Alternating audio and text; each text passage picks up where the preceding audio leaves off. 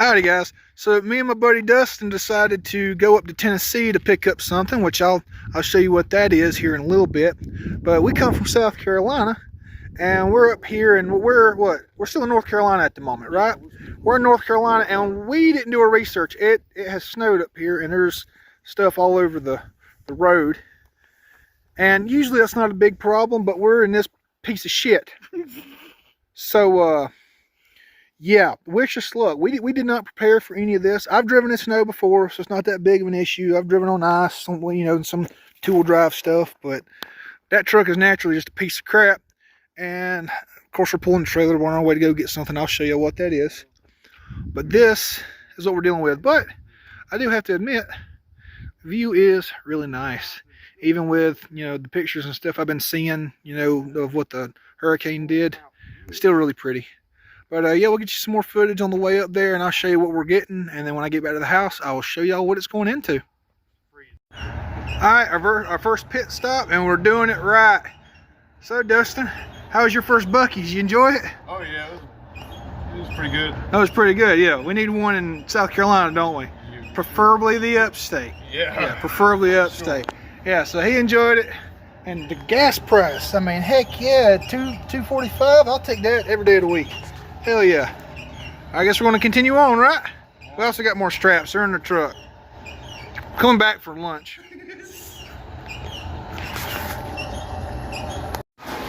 Alright, so we already got what I came to Tennessee to get in the first place. We decided to make another stop. I'll show you what we went and got in a moment. But this is the first time I've ever been in a Bass Pro, and this is absolutely insane. I love it. We're coming back here next year, definitely. God, you ugly. Alright, finally, what y'all been waiting for. This is a shortened 85 F250 truck chassis. So you can see, big old rear end. And one of the main reasons I went and got it, 460. Yes, big 460. All this, it's got, full drive, front end, all that fun stuff and everything. I paid a whopping $500 for it. And honestly, I'm pretty sure with a 6-pack and some hand tools, we could probably have it running. And honestly, with enough lack of supervision, possibly driving. So, yeah, lack of supervision. Yeah, that's what usually kills it. Ends up getting us close to being killed. So, yeah, here's that. And now on our way back to South Carolina, because like I said, we stopped at Bass Pro. Awesome place, by the way. But now we're on our way back to the house, and I'll show y'all what we're going to be putting on top of it. So, yeah, now back to South Carolina. And of course, right back for Buc-ee's. For Buc-ee's barbecue, that is. And a soda. And cigarettes. There's your second time back. We spent well over $200 freaking dollars at Buc-ee's today. Out of hand, dude. You got to stop. Nah, it's fine. Okay, back to South Carolina. Alright, it is a different day, but it is the same adventure. So, got the chassis, engine, and all that fun stuff. Back to the house. And got it where it's going to be chilling temporarily until I can get the cab and front end off this other truck. So, without further ado, I know I've drug this on throughout the video, but we are finally back at the house, and over yonder is the truck that is going to go on that chassis. That is a 63 F100, and it just happens to be a custom cab, yada yada, no one cares. Yeah, next thing, rip the cab and front end and everything off this truck and throw it on that chassis over yonder. I would say the bed, but this is one of those wrong bed years or whatever. I hate this bed. Plus, this is a rusty piece of crap. I'm just going to cut this up and use this as either wall art or extra metal for this truck. The only issues with this truck, typical cab corner. Inside the door is kind of there, you know, and they've cut a hole in the transmission tunnel, I guess, for a shifter. I don't know if this is an automatic truck or whatever. It has a clutch somewhere, but it has it, so it was a manual truck at some point. Whether they put an automatic in it, who knows. And then, you know, that little hole right there. That hole actually is probably like a battery auxiliary or whatever the heck it is. I have no clue, but it is there. And otherwise, this truck is in pretty decent shape. I mean, it's not terrible. They're usually rusted to absolute crap, but this one, you know, is pretty solid. Pretty solid for what it is.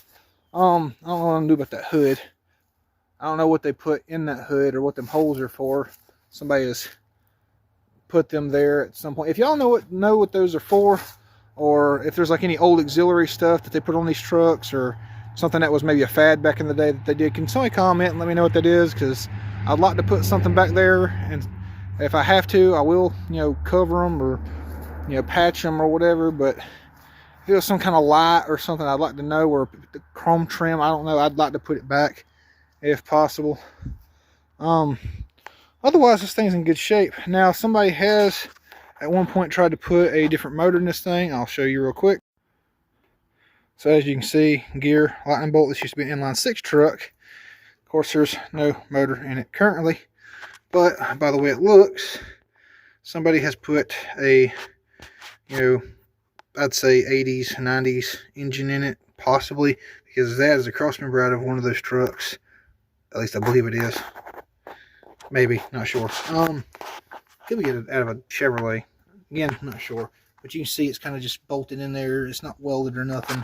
They cut the front engine mount off, where this truck would have, again, had an inline 6. The motors in these things were mounted from the front, and then they had like mounts back there for like, the transmission, which you can see has been hogged out, which by what looks to be either an acetylene torch or something.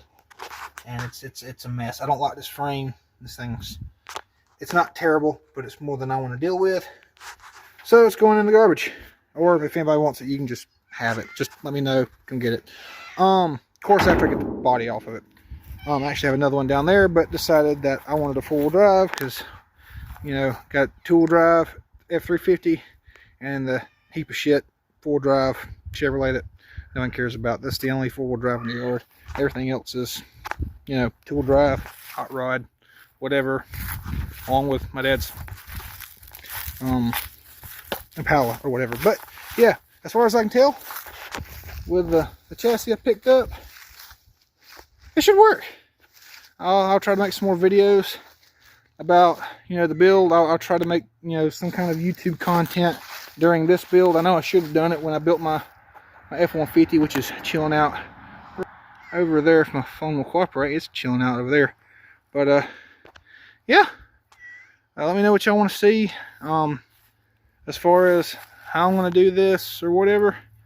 And yeah, appreciate it.